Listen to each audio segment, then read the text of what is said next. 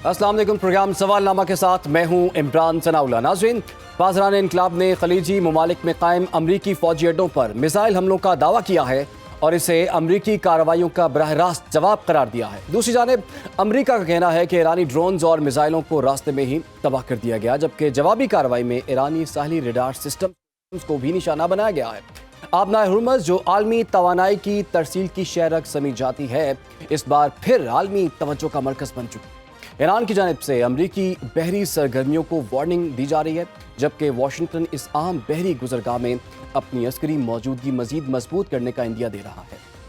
उधर ईरानी वज़ीर ख़ारजा अब्बास अराक़ची ने एक जानिब सऊदी अरब को खित्ते का अहम और मौसर खिलाड़ी करार देते हुए तेहरान और रियाद के मुश्तरका किरदार को खित्ते के अमन के लिए नागुज़ीर करार दिया है, तो दूसरी जानिब अमरीकी सदर डोनाल्ड ट्रंप के बयानात को हकीकत से दूर करार देते हुए ये वाज़ेह किया है कि ईरान जंग नहीं चाहता, लेकिन अगर उस पर जारहियत मुसल्लत की गई तो भरपूर और फैसला कुन जवाब दिया जाए। दूसरी जानिब अमरीकी सदर डोनाल्ड ट्रंप दावा कर रहे हैं कि ईरान के मिसाइल ज़ख़ायर में नुमाया कमी आ चुकी है और तेहरान के पास बिलाखिर मुज़ाकरात और मुआहदे के सिवा कोई रास्ता नहीं बचेगा। अमरीका मुसलसल इस मौक़िफ़ पर कायम है कि ईरान को जोहरी हथियार हासिल करने की इजाज़त नहीं दी जाएगी, जबकि खित्ते में बढ़ती अस्करी सरगर्मियाँ किसी भी वक्त सूरत हाल को मज़ीद पेचीदा बना सकती। अब सवाल यहाँ पर यह है, क्या ईरान और अमरीका एक नए और बड़े तसादुम की तरफ बढ़े?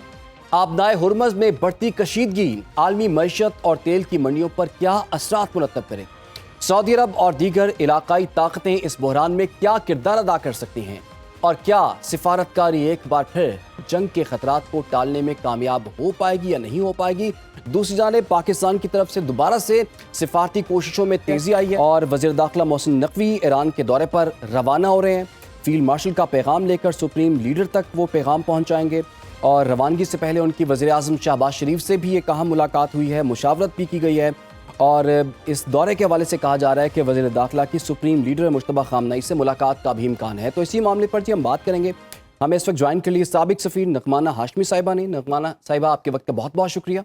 इसके साथ साथ हमें साबिक सफ़ीर दिफाई तज्ज़ियाकार air marshal retired Saeed Mohammad Khan साहब ने भी ज्वाइन कर लिया है। सईद साहब, आपको भी प्रोग्राम में हम खुश आमदीद कहते हैं। नगमाना साहिबा, पाकिस्तान ने बहुत सी एफर्ट्स किए हैं और जब जब पाकिस्तान एफर्ट्स करता है तो उसके बाद कुछ उम्मीद पैदा हो जाती है कि मुआहिदा हो सकता है, डील हो सकती है या फिर MOU पर दस्तखत हो सकते हैं। अब एक मुख्तसर खामोशी के बाद पाकिस्तान ने दोबारा जो है सिफारती कोशिशें तेज़ की हैं। वज़ीर दाखिला मोहसिन नकवी के इस दौरे को एक जो इसके बाद इससे पहले भी उन्होंने 2-3 दौरे किए हैं, इस दौरे को कितना इंपॉर्टेंट समझती हैं और आपको लगता है कोई डेडलॉक अब भी बरकरार है या बहुत सी चीज़ें हल हो चुकी हैं?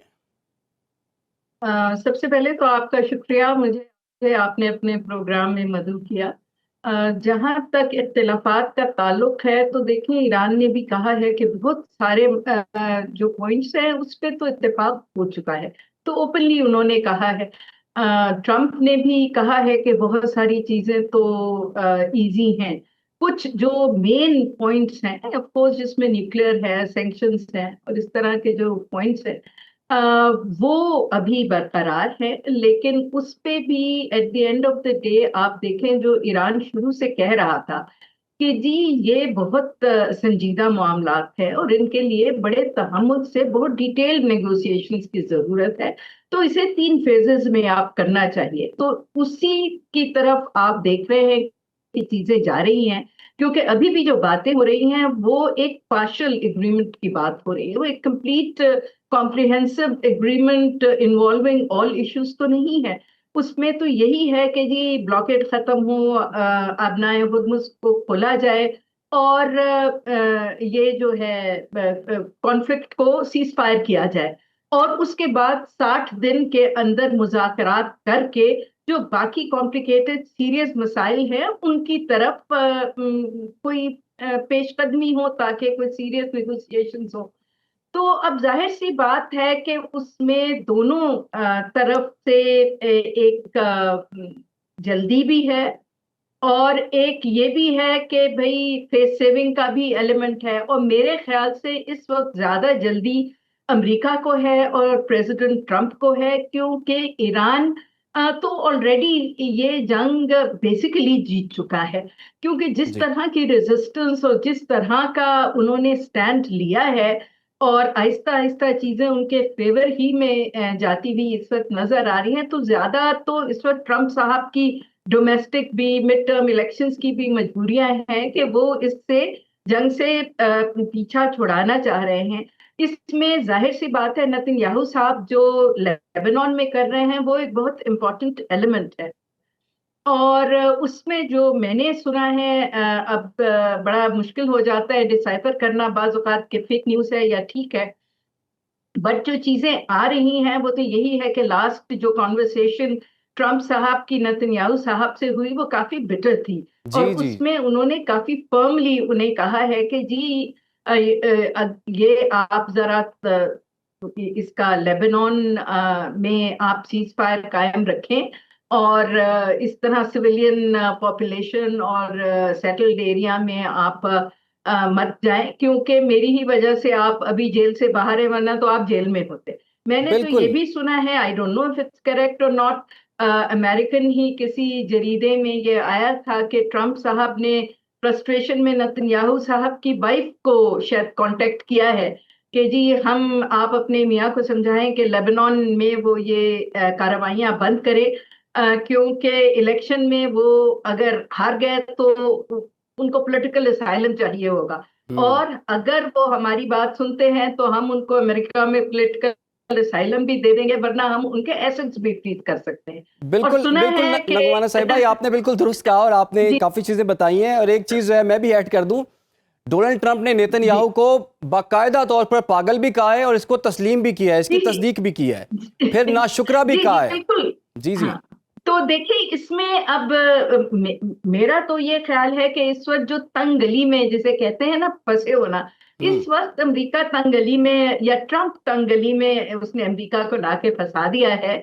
और ये थोड़ी सी ब्रिंकमैनशिप तो चलती रहेगी, लेकिन I could be totally wrong saying this with you my dear friend, and he would be able to naturally maybe shed more light on the military जी। aspect of it, but I think कि ये थोड़ी बहुत brinkmanship चलेगी। It is ठीक। was a very very difficult war and they are in a very difficult negotiation। बिल्कुल। तो ये एकदम से तो कोई हर चीज टांजी चांदी नहीं हो जाएगी और कोई एग्रीमेंट साइन नहीं हो जाएगा। वो आखिरी मिनट तक, जब तक ये पार्शियल एग्रीमेंट साइन नहीं होता दोनों तरफ ठीक। से, वो अपना थोड़ा बहुत वो दिखाते रहेंगे। आपके ख्याल में कुछ पेचीदगियां अभी तक आउटराइट मौजूद वॉर हैं मेरे और लिए मुझे नहीं लगती, ठीक है। Outright war I don't think कि उस राइट। लेवल की जैसे हमने देखी है, आई डोंट थिंक कि वो दोनों में से कोई अफोर्ड कर सकता है या खित्ते में कोई अफोर्ड कर सकता है। बिल्कुल बिल्कुल, आपने अहम नुकात उठाए हैं। सईद साहब, एक तरफ बातचीत चल रही है, डील की अनाउंसमेंट होने वाली थी, नहीं हो पाई, फिर कहा गया 48 घंटों में हो सकती है, फिर कहा गया कि एक हफ्ते में हो सकती है। बातचीत के दरमियान हमले होना और फिर जवाबी हमले होना, ये किस तरफ इशारा जाता है आपके ख्याल में? बिस्मिल्लाहिर्रहमानिर्रहीम। पहले तो इमरान आपका बहुत शुक्रिया कि आज आपने अपने प्रोग्राम में इनवाइट किया, और नगमाना साहिबा को भी अस्सलाम वालेकुम। I have a lot of respect for her and her acumen in diplomacy. देखिए, जो अमेरिका जो है ना, वो जिस तरह नगमाना साहिबा ने फरमाया कि इस वक्त जो है ना एक कैच 22 सिचुएशन में फंसा है। अमेरिकन प्रेसिडेंट ट्रम्प की जो है ना, क्या कहते हैं, बहुत ख्वाहिश है कि वो इस जंग से निकलें, क्योंकि वो जो इस जंग से फवायद हासिल करना चाह रहे थे वो उनको वो फवायद नहीं मिले। और विद एवरी पासिंग डे, आज हम 95th डे ऑफ वॉर में खड़े हुए हैं, और जैसे जैसे वक्त गुजरता चला जा रहा है अमेरिकन प्रेस्टीज को बहुत ज्यादा नुकसान पहुंच रहा है। सो उनको जो है ना ये बड़ी ख्वाहिश है कि इस जंग से निकलें, लेकिन जो उनका एक ही हलीफ है इस जंग में, इजराइल, वो उनको निकलने नहीं दे रहा। और जो यहूदी लॉबी है अमेरिका के अंदर, जो कि ज्यादातर पर्सेस को कंट्रोल करती है, वो जो है उनको भी उनका भी प्रेशर प्रेसिडेंट ट्रम्प के ऊपर बहुत ज्यादा है।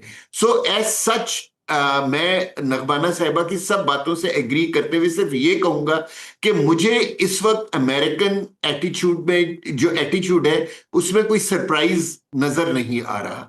मेरे ख्याल में ये सारा कुछ जो हो रहा है एक ड्रामा है, और अपनी अपनी कॉन्स्टिट्यूएंसी को सेटिस्फाई करने के लिए ये ड्रामा चलाया जा रहा है। देखिए, प्रेसिडेंट ट्रंप के ऊपर बहुत ज्यादा प्रेशर इमरान ये था कि ये तो अमेरिकन वॉर है ही नहीं, ये तो इजराइल की वॉर है और जी इसको आपने गोद ले लिया है और इसको अमेरिका और ईरान की जंग बना दी। और इसीलिए अगर आप देखें कि जितने सर्वेज हो रहे हैं उसके अंदर अमेरिकन पब्लिक इस जंग के पीछे नहीं खड़ी हुई थी। इवन जो प्रेसिडेंट ट्रंप की जो हार्डकोर कॉन्स्टिट्यूएंसी है वो भी इस जंग से मुतनफर होती जा रही है, क्योंकि उनका कॉस्ट ऑफ लिविंग बहुत बढ़ गई है और 50% से ज्यादा अमेरिकन हाउस होल्ड जो हैं वो पे चेक टू पे चेक गुजारा करते हैं। और अब इस वक्त अमेरिकन लाइफ भी इस जंग की वजह से बहुत ज्यादा इफेक्ट हो रही है। सो प्रेसिडेंट ट्रंप जो है वो अपनी पॉपुलैरिटी को बहुत लूज कर रहे हैं और इसी वजह से उन्होंने ये जो है क्या कहते हैं नेगोशिएशंस का पूरा मेरे ख्याल ड्रामा रचाया जी और अब वो इन नेगोशिएशंस को लंबा इसलिए कर रहे हैं कि जो 28 फेब को उन्होंने अपने ऑब्जेक्टिव्स डिफाइन किए थे वो ऑब्जेक्टिव्स तो मीट नहीं हो सके, तो जी वो अब ऑल्टरनेट ऑब्जेक्टिव्स की तरफ चले गए हैं। और ऑल्टरनेट ऑब्जेक्टिव ये है कि जब ये दोनों नेतन्याहू अक्टूबर में और प्रेसिडेंट ट्रंप की पार्टी नवंबर में इलेक्शंस में जाए तो उनको कुछ ना कुछ दिखलाने के लिए होना चाहिए। ठीक ईरान वाले फ्रंट पे तो उनको कुछ नहीं मिल रहा, सो इसलिए उन्होंने इजराइल लेबनान पर अटैक किया और इस अटैक के थ्रू वो ज्यादा से ज्यादा जमीन हासिल करना चाहते हैं ताकि जब वो अपनी कॉन्स्टिट्यूएंसी के पास जाएं तो ये कहेंगे जी देखें कि हमने इजराइल की बाउंड्रीज को बड़ा कर दिया है और अब इजराइल जो है वो पहली की बनिस्बत ज्यादा सेफ एंड सिक्योर हो गया। सो मेरे ख्याल में प्रेसिडेंट ट्रंप जो है वो एक कैच 22 सिचुएशन में है और वो जो है इस वक्त इस जंग को सिर्फ बढ़ावा इसलिए दे रहे हैं क्योंकि वो इजराइल को सपोर्ट करना चाहते हैं। तो सईद साहब, अगर क्विकली आपसे पूछ पाऊं, क्या डोनाल्ड ट्रंप नवंबर तक इस जंग को ले जाएंगे या उससे पहले ये मामला तय हो जाएगा? मुझे बड़ा मुश्किल लगता है कि जो है क्या कहते हैं कि नवंबर से पहले जो कहते हैं ना कि जो फाइनल पीस डील है वो हो जाए, शायद एक लेटर ऑफ इंटेंट साइन हो जाए, एमओयू साइन हो जाए, लेकिन जो फाइनल पीस डील है वो जो है ना मेरे ख्याल में वो नवंबर तक प्रेसिडेंट ट्रंप साइन नहीं करेंगे। देखिए इमरान साहब, जब ये जंग शुरू की गई थी तो 3 मकासद बहुत क्लियरली डिफाइन किए गए थे। एक ये कि हम क्या कहते हैं रिजीम चेंज चाहते हैं, दूसरा हम न्यूक्लियर कैपेबिलिटी को टोटली ऑब्लिटरेट करना चाहते हैं और थर्ड है कि हम डिफेंस ये जो मिसाइल कैपेबिलिटी है इसको भी बिल्कुल प्रोडक्शन कैपेबिलिटी को जीरो करना चाहते हैं। इन तीनों में से एक भी अचीव नहीं हो सकी और आगे भी इन द फोर्सिएबल फ्यूचर इनके अंदर इनमें से कोई भी हदफ अचीव करना अमेरिका और इजराइल के लिए नामुमकिन है। ऑन द कॉन्ट्री, जो ये गल्फ का रीजन है जो कि ईरान के खिलाफ अमेरिका के साथ खड़ा होना चाहिए था, ये गल्फ रीजन भी अमेरिका के हाथ से निकलता चला जा रहा है और यहां अमेरिकन इंटरेस्ट बहुत ज्यादा है, डिफेंस इंटरेस्ट भी है और इकोनॉमिक इंटरेस्ट भी है। ज्यादातर जो ये अरबों की ऑयल फील्ड्स हैं इनको अमेरिकन चला रहे हैं और जो ज्यादातर असलहा है इस इलाके में वो अमेरिकन का प्रोवाइडेड है। सो द अमेरिकन आर ये जंग जितनी लंबी खिंचेगी उतनी ज्यादा जो है क्या कहते हैं अमेरिकन इंटरेस्ट अफेक्ट होंगे। और सही साहब, बिल्कुल आपकी बात दुरुस्त है कि अमेरिकन इंटरेस्ट जो है इफेक्ट होंगे और इफेक्ट जी एक मिनट दे दीजिए जरा। सो मैं ये समझता हूं कि अमेरिकन जो हैं वो क्या कहते हैं लेटर ऑफ इंटेंट की साइनिंग पे तो एग्री कर जाएंगे लेकिन वो जो है क्या कहते हैं फाइनल पीस डील नहीं करेंगे और ईरान को भी यही चीज सूट करती है। ठीक हो गया सर, अच्छा पॉइंट आपने उठाया। लेकिन नगमाना हाशमी साहिबा, आपको पता है कि सुप्रीम लीडर की अभी तक किसी से कोई मुलाकात नहीं हुई और वो मंजर आम पर भी नहीं आए, लेकिन ईरानी मीडिया रिपोर्ट कर रहा है कि वज़ीर दाखिला मोहसिन नकवी की सुप्रीम लीडर से मुलाकात का इम्कान है। ये कितना बड़ा इसको वाक़या हम समझें और क्या कह सकते हैं कि मुलाकात हो भी जाएगी और उसके बाद कुछ मामला अब तय होने की तरफ आएंगे? जी, अगर ऐलान हुआ है और ये बात कही गई है कि वो सुप्रीम लीडर को मिलेंगे तो डेफिनेटली वो फाइनलाइज हुई होगी और वो नेचुरली मिलेंगे। और ये आई थिंक बहुत इम्पोर्टेंट होगा कि खुद सुप्रीम लीडर से कोई डिसीजन फाइनल लिया जाए कि किस तरफ जाना चाहिए, क्योंकि आपको याद है कि पिछले हफ्ते 10 दिन ही की बात है कि सुप्रीम लीडर का बयान आया था और उन्होंने एक फैसला दे दिया था कि किसी भी कीमत पे ये यूरेनियम जो है ये इसको क्या कहते हैं, एनरिच्ड यूरेनियम, ये ईरान से बाहर नहीं जाएगा। जी तो I think that was a very big indication कि जी ये आप बात हम करेंगे, but this is our ultimate point और ये हमारी रेड लाइन है। और अब इस मौके पे फाइनली अगर मुलाकात, वो हम मीडिएटर हैं, ऑफिशियल मीडिएटर हम ही हैं, तो अगर हमारे नुमाइंदे से मुलाकात होती है तो I could be totally wrong, but I feel कि ये इस बात की इंडिकेशन है कि जो बाकी लेवल के लीडर्स हैं, they have arrived at a certain consensus कि हम इस तरीके से आगे चलेंगे, and they now need the approval of the supreme leader. तो वो एज मीडिएटर हमें प्रोबेबली उनसे इसलिए मिला रहे हैं कि जी फाइनल जो ईरान का पॉइंट ऑफ व्यू है, जिसके ऊपर ये डील साइन हो सकती है, वो direct from the horses mouth अगर हो जाए और वो मैसेज फिर अमेरिका को पहुंचा दिया जाए, तो वो सबसे ज्यादा नेचुरली उसकी वैल्यू भी होगी, क्रेडिबिलिटी भी होगी। और अगर वो पॉजिटिव मैसेज है और अमन की तरफ जाता है, और कंसिडरिंग दोनों साइडों को कुछ ना कुछ तो कंसीड करना पड़ता है ना, इट्स नॉट पॉसिबल कि कुछ भी आप ना कंसीड करें, तो शायद वो एक बहुत क्लियर पोजीशन फिर ईरान की from the highest possible leadership अगर आ गई तो चीजों में बहुत क्लैरिटी आ जाए। ठीक, बिल्कुल, अगर चीज़ों में क्लैरिटी आ जाएगी तो मामलात आगे बढ़ेंगे। लेकिन आखिर में सईद साहब, फील्ड मार्शल साहब का पैगाम सुप्रीम लीडर तक पहुंचाने के लिए मोहसिन नकवी जो हैं वो ईरान का दौरा कर रहे हैं, और ये भी इतलात वैसे सामने आ रही थी कि बाकी चीज़ों पे इत्तफाक हो गया, लेकिन ईरान जो है जिस चीज़ पर अड़ा हुआ है वो बात है मुंजमद असासों की। एक तो पैगाम को आप कैसे देखते हैं, और ये जो मुंजमद असासों वाला मामला है, क्या ये भी हल हो जाएगा? इतनी जल्दी जी, मेरे ख्याल में देखिए, बड़ी से बड़ी जंगें जो हैं वो हमेशा रिजॉल्व हुई हैं या खत्म हुई हैं नेगोशिएशंस के थ्रू। सो ये जंग भी नेगोशिएशंस के थ्रू ही खत्म होगी। जहां तक ईरान की बात है, मेरे ख्याल में ईरान के अंदर एक ये उनका जो सिस्टम ऑफ गवर्नेंस है उसके अंदर ये चीज एक अच्छी है कि अगर नीचे जो डिफरेंट इंस्टीट्यूशंस हैं जो मुल्क के लिए बड़े इंपॉर्टेंट होते हैं, और ईरान के केस में उनकी पॉलिटिकल लीडरशिप है और पासदाराने इनकलाब हैं, और हम सबको पता है कि इन दोनों एंटिटीज के बीच में एक पॉइंट ऑफ डिफरेंस है इजराइल और अमेरिका को लेके, तो उनको रिजॉल्व करने के या उनको ओवर रूल करने के लिए वहां एक सिस्टम है, और वो है रहबरे आला का। और रहबरे आला जो है वो जब एक डिसीजन ले लेंगे तो वो दोनों इंस्टीट्यूशंस के ऊपर बाइंडिंग हो जाएगा। सो अगर मोहसिन नकवी साहब जो हैं वो क्या कहते हैं, फील्ड मार्शल का पैगाम लेके जा रहे हैं, तो इसका मतलब ये है कि एक फाइनल डिसीजन जो है वो चाहा जा रहा है क्या कहते हैं, रहबरे आला से।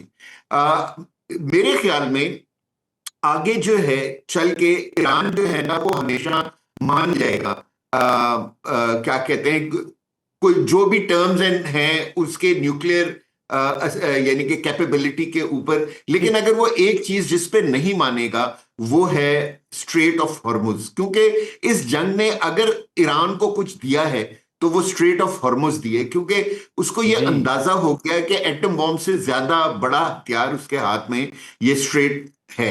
ये बिल्कुल तो आपकी बात सही साहब बिल्कुल दुरुस्त है कि स्टेट ऑफ हॉर्मुज जो है उसका कंट्रोल ईरान ने हासिल भी किया है, और दुनिया को भी बता दिया है कि आबनाए हॉर्मुज का कंट्रोल इस वक्त ईरान के पास भी है और ईरान के पास ही है। और बहुत बहुत शुक्रिया जी। नगमाना साहब, आप कुछ क्लोजिंग कमेंट देना चाह रही हैं? नहीं, मैं कुछ भी नहीं कहना चाह रही, बट आई थिंक ये बिल्कुल सही कह रहे हैं सईद साहब के, बहुत बड़ा ये एक हथियार जो है स्ट्रेट ऑफ हॉर्मुज। बट आप को ये सोचना चाहिए कि nuclear capability is far more strategic and long term than Hormuz, because अभी तो आगे जो फॉसिल फ्यूल्स हैं उन पे तो उनकी तो अहमियत कम से कम होती जा रही है, और जैसे उनकी अहमियत और ज्यादा कम होती जाएगी और इस वक्त आप देखें बड़े ऑयल रिजर्व्स तो सारे अमेरिका के पास हैं, वेनेजुएला के पास है, पर दूसरे एंड पे है, गल्फ के तो डिप्लीटिंग है अब। सही। तो I think long term capability nuclear को ये समझना कि वो शायद स्ट्रेट ऑफ हॉर्मुज उसको रिप्लेस कर सकती है, I think I could be wrong but I don't think कि वो पॉसिबल है। ठीक है जी, बहुत बहुत शुक्रिया आपका कता कलामी की माज़रत नगमाना हाशमी साहिबा। सेगमेंट का वक्त जो है खत्म हो रहा है फिलहाल के लिए। नगमाना साहिबा आपका बहुत शुक्रिया। Air marshal retired Saeed Mohammad Khan sahab आपका भी बहुत बहुत शुक्रिया। नाज़रीन यहाँ पर वक्त हुआ छोटी सी ब्रेक का, आप लोग हमारे साथ। Welcome back. मुल्क में आटे और गंदम का मसला एक बार फिर अवामी और सियासी बहस का हिस्सा बन गया है। इदारा शुमारियात के ताज़ा आदाद शुमार के मुताबिक मुल्क के मुख्तलिफ शहरों में आटे की कीमतों में मजीद इजाफा रिकॉर्ड किया गया है और बाज़ शहरों में 20 किलो आटे के थैले की कीमत 2800 रुपये तक पहुंच चुकी है। कराची में शहरी सबसे महंगा आटा खरीदने पर मजबूर हैं, जबकि पेशावर, इस्लामाबाद, रावलपिंडी, इसके अलावा कोयटा और दीगर शहरों में भी आटे की कीमतों में नुमाया इजाफा देखा जा रहा है।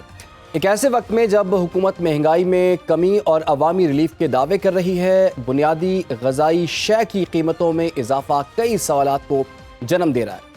दूसरी जानिब खैबर पख्तूनख्वा और पंजाब के दरमियान गंदम और आटे की तरसील का मामला भी सियासी रंग इख्तियार कर गया है। गवर्नर खैबर पख्तूनख्वा फैसल करीम कुंडी ने इल्ज़ाम आयद किया है कि पंजाब से आटे और गंदम की फराहमी में रुकावटें पैदा की जा रही हैं। उनका यह कहना है कि गंदम की नकलो हमल पर पाबंदियाँ आइन की रूह के मुनाफी हैं और अगर एक सूबे के अवाम को बुनियादी ग़िज़ाई अजनास की फराहमी में मुश्किलात का सामना है तो ये सिर्फ मुआशी नहीं बल्कि इंतज़ामी और सियासी मसला भी। अब सवाल यहाँ पर यह है कि मुल्क में आटे की कीमतें बढ़ने की असल वजूहात क्या हैं? क्या ये सिर्फ रसद और तलब का मामला है या फिर पॉलिसी साजी में भी कोई खलाफ मौजूद है? किसानों को उनकी गंदम का मुनासिब मुआवजा मिल रहा है या नहीं मिल रहा? और अगर मुल्क में गंदम की पैदावार मौजूद है तो फिर आवाम महंगा आटा खरीदने पर क्यों मजबूर है?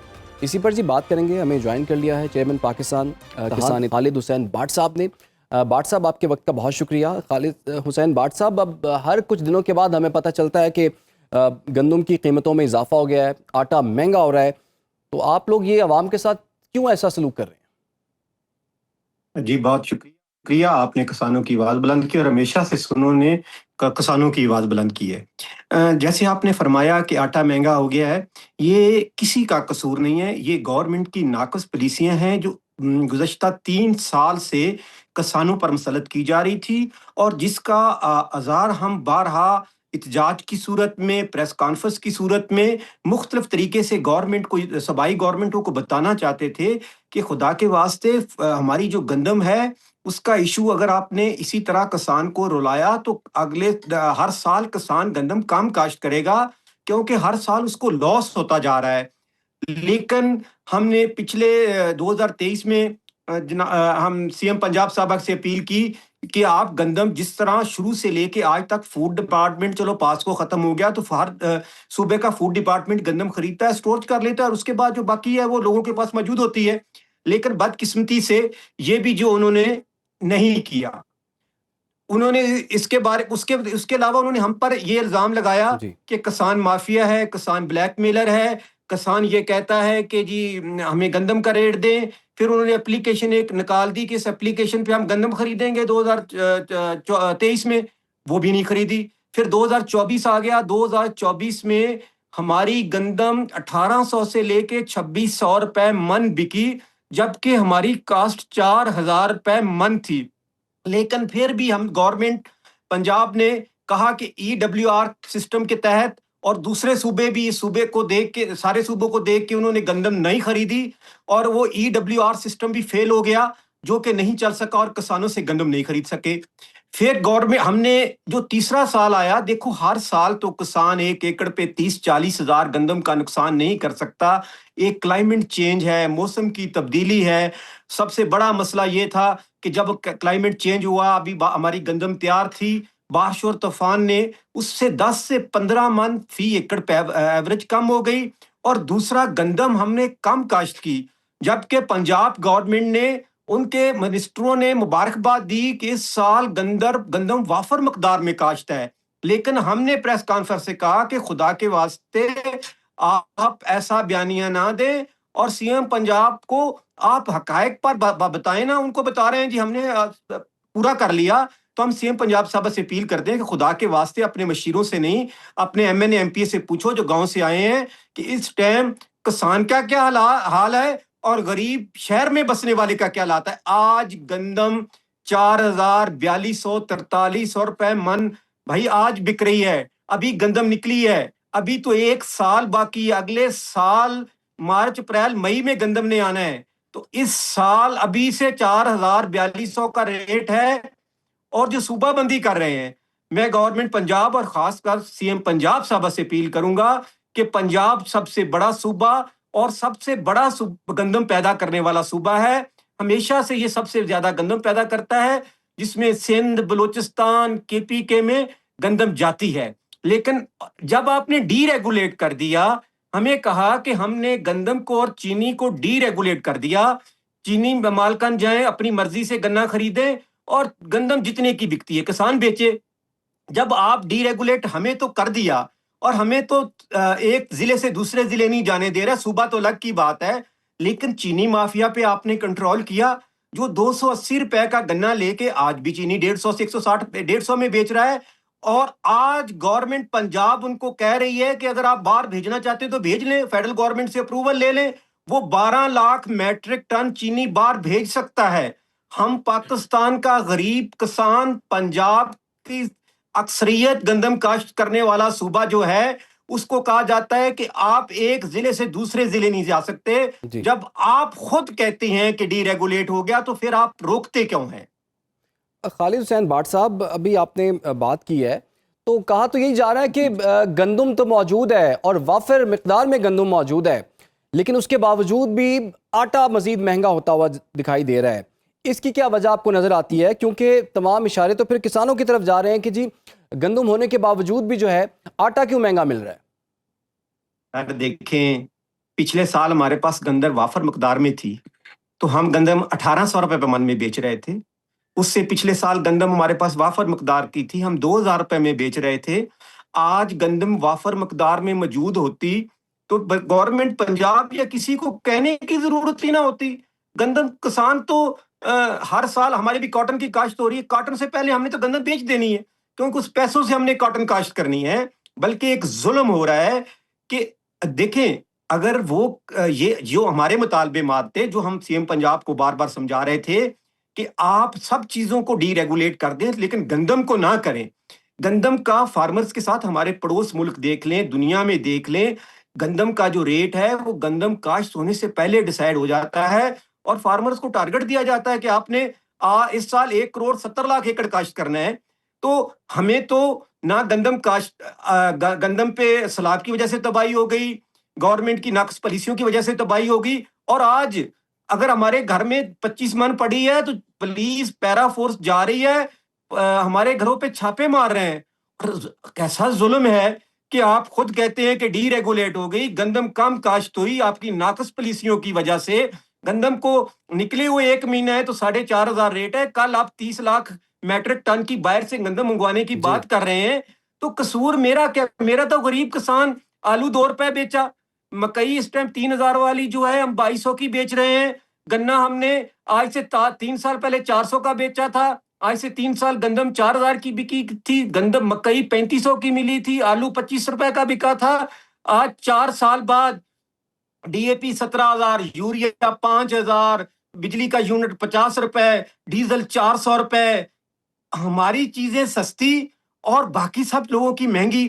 ताजर भी उसमें अपनी चीजों की कीमत ले रहा है। लेकिन एक बात किसान, आप देखिए बजट आया है, बजट में उन्होंने बिजनेसमैनों को, माफिया को, चीनी माफिया को, बड़े बड़ों को बुलाया है कि बजट पे क्या करें। लेकिन एक बात किसान था जिसको उन्होंने पूछा तक नहीं है कि आपको क्या चाहिए।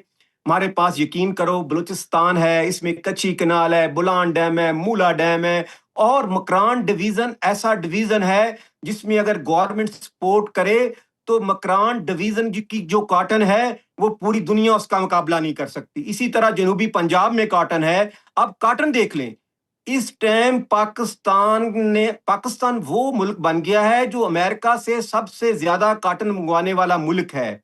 आप हमारा आम देख ले, 30% इस दफा कम हुआ है। किन्नू आपको पता है इंटरनेशनल मार्केट में नहीं जा सका क्योंकि क्लाइमेट की वजह से वो फल तैयार नहीं हुआ। हम तो वो किसान वो होता था जो कॉटन बार भेजता था, जो आम भेजता था, किन्नू भेजता था, सब्जियां भेजता था।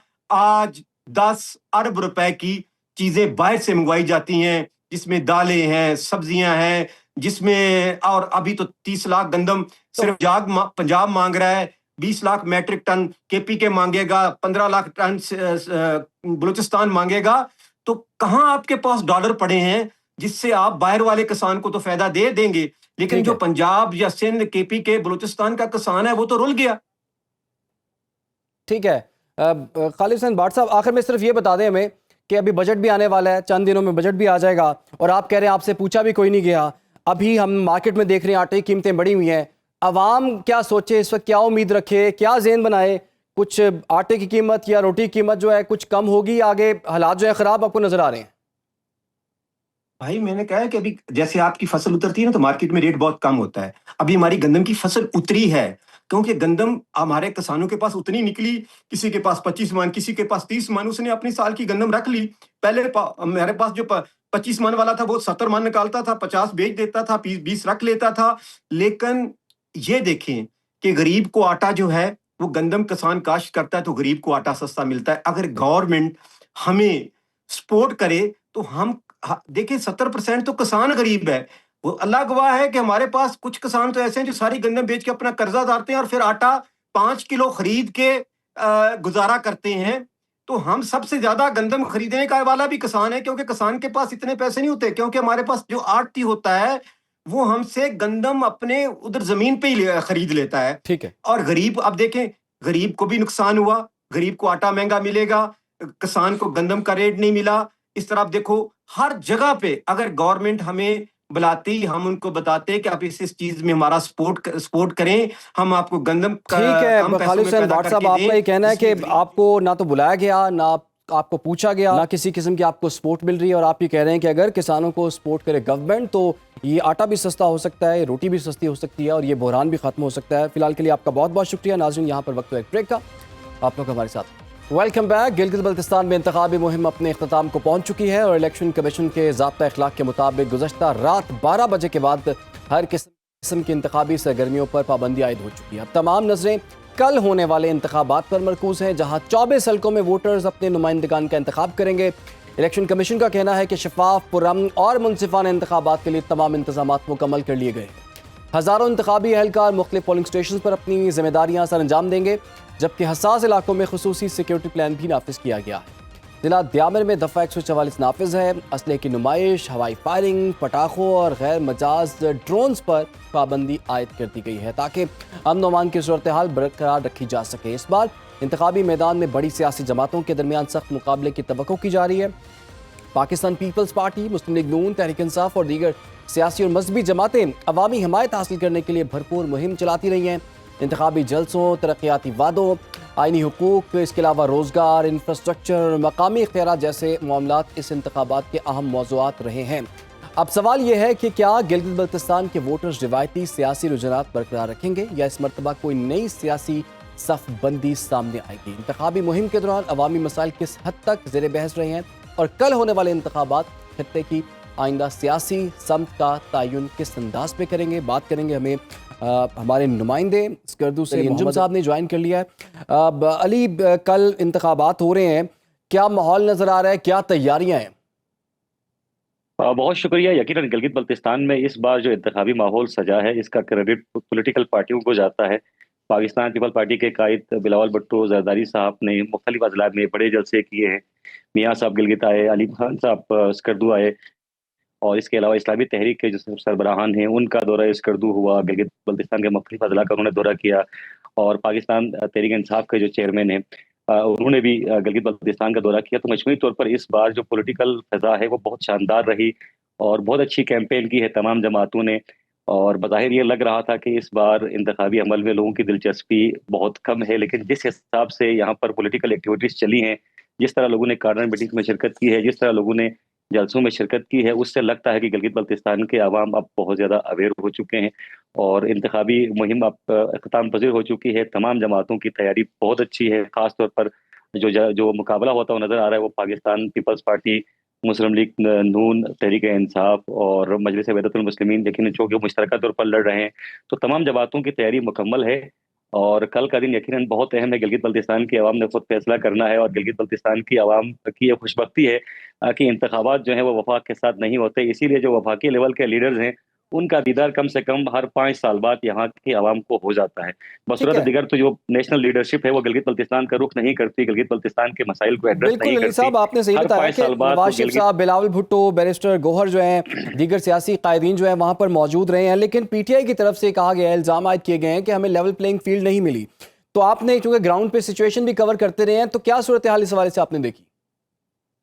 जी, बज़ाहिर उनका कहना दुरुस्त भी है, चूंकि पाकिस्तान तहरीक इंसाफ गिलगित बल्तिस्तान के मुख्तलिफ अजला में उनके कैंडिडेट्स हैं, लेकिन बराह रास्त उनके कैंडिडेट्स बल्ले के निशान पर नहीं लड़ रहे और मुख्तलिफ निशानात पर वो लड़ रहे हैं। और असद कैसर को जिस तरह स्कर्दू अहमद के मौके पर एयरपोर्ट पर रोका गया, दीगर कायदीन को रोका गया, तो ये सवालात हमने मुख्तलिफ जो अकाबरीन यहाँ पर मुख्तलिफ पार्टियों के गिलगित बल्तिस्तान में मौजूद है उनसे हमने पूछने की कोशिश भी की कि पाकिस्तान तहरीक इंसाफ को लेवल प्लेइंग फील्ड क्यों नहीं दी जा रही। और जो मिले जुले रुझान का इजहार किया पॉलिटिकल जमातों के जो सरबराहान हैं। बज़ाहिर पाकिस्तान तहरीक इंसाफ की जो जमात है वो गिलगित बल्तिस्तान में ऑर्गेनाइज नहीं है, चूँकि इनके जो सूबाई कायद हैं वो एक अरसे से गिलगित बल्तिस्तान में नहीं है और जो पार्टी स्ट्रक्चर है वो भी दीगर जमातों के मुकाबले में इनका इतना बेहतर नहीं रहा, चूँकि एक तरह से ये वो एक तरह से ये मुश्किलात का शिकार रहे, तो पार्टी स्ट्रक्चर ना होने की वजह से उन्हें काफ़ी दिक्कत का सामना करना पड़ा। ताहम लेवल प्लेइंग फील्ड के हवाले से ये है कि जिस तरह के जलसे बाकी जमातों ने किए हैं, कॉर्नर मीटिंग्स बाकी जमातों ने की हैं, पाकिस्तान तहरीक इंसाफ के कारकुन भी काफ़ी हद तक इलेक्शन प्रोसेस में हिस्सा लेने के लिए तैयार दिखाई दे रहे हैं। तो एनओसी के हवाले से काफी एतराज सामने आया था कि पहले कभी भी ऐसा नहीं हुआ कि एनओसी लेना पड़े, तो इस दफा एनओसी की शर्त क्यों आयद की गई? एनओसी की शर्त के हवाले से बेहतर तो चीफ इलेक्शन कमिश्नर साहब ही बता सकते हैं। बाकी जो जमातों के सरबराहान हैं उनको प्रॉपर एनओसी जारी की गई थी और वो प्रॉपर एनओसी लेकर आए थे, उन्होंने एनओसी के लिए अप्लाई किया था। ताहम मुमकिना तौर पर मुबैना तौर पर यह हो सकता है कि पाकिस्तान तहरीक इंसाफ के जो सरबराहान हैं उन्होंने एनओसी के लिए अप्लाई नहीं किया। ताहम उनके पाकिस्तान तहरीक इंसाफ के चेयरमैन साहब से मेरी सिकर्दू में बात हुई, बनफ से नफीस बात हुई, उनसे मैंने ये सवाल पूछा भी था कि क्या आपके पास एनओसी है, आप एनओसी के बगैर गिलगित बल्तिस्तान आए? तो उनका ये कहना था कि ये इस हवाले से कानूनी तौर पर कोई पेचीदगी नहीं है गिलगित बल्तिस्तान आने के लिए। Being a citizen of Pakistan, Pakistan के शहरी होने के नाते, एक पार्टी के चेयरमैन होने के नाते एनओसी की उन्हें जरूरत नहीं है। तो मैं समझता हूँ कि एनओसी की शर्त पहले भी थी और पहले भी जो सरबराहान यहाँ पर आते रहे हैं वो इलेक्शन कमीशन के ज़ाब्ता इखलाक के तहत एनओसी लेकर गिलगित बल्तिस्तान आते तो रहे। अली, तमाम कायदीन ने बड़े बड़े जलसे किए हैं, कॉर्नर मीटिंग्स की हैं, सियासी सरगर्मियां बड़ी रूज पर रही हैं, तो किसका पलड़ा आपको भारी नजर आया है? अवामी रुझान किस तरफ आपको नजर आ रहा था? अगर हम माजी के इलेक्शंस की बात करें तो गिलगित बल्तिस्तान में उसी पार्टी का पलड़ा भारी दिखता था जिसकी वफाक में हुकूमत है, लेकिन 2020 के इंतखाबात में हमने देखा कि गिलगित बल्तिस्तान में ये रविश तकरीबन तब्दील हो गई थी। पाकिस्तान तहरीक इंसाफ को खातिर ख्वाह कामयाबी नहीं मिली, ताहम बाद अज़ां जो आज़ाद उम्मीदवार थे उन्हें मिलाकर पाकिस्तान तहरीक इंसाफ यहाँ हुकूमत बनाने में कामयाब हुई। साल रवां भी जो बज़ाहिर मुकाबला दिख रहा है वो दो बड़ी जमातें हैं, पाकिस्तान पीपल्स पार्टी, पाकिस्तान मुस्लिम लीग नून, इनका 1-to-1 मुकाबला लग रहा है। लेकिन अलीम खान साहब की जमात ने भी यहाँ पहली बार इंतखाबी अमल में हिस्सा लिया है, तो उनके भी कुछ उम्मीदवार तकरीबन 15 हल्कों में उनके उम्मीदवार मौजूद हैं। तो कुछ जगहों पर उनकी पार्टी की पोजीशन भी बड़ी मुस्तहकम है। मजलिस वहदतुल मुस्लिमीन और पाकिस्तान तहरीक इंसाफ मुश्तरका तौर पर इलेक्शन लड़ रहे हैं और उनके हवाले से भी ये कहा जा रहा है कि उनकी तैयारी भी अच्छी है।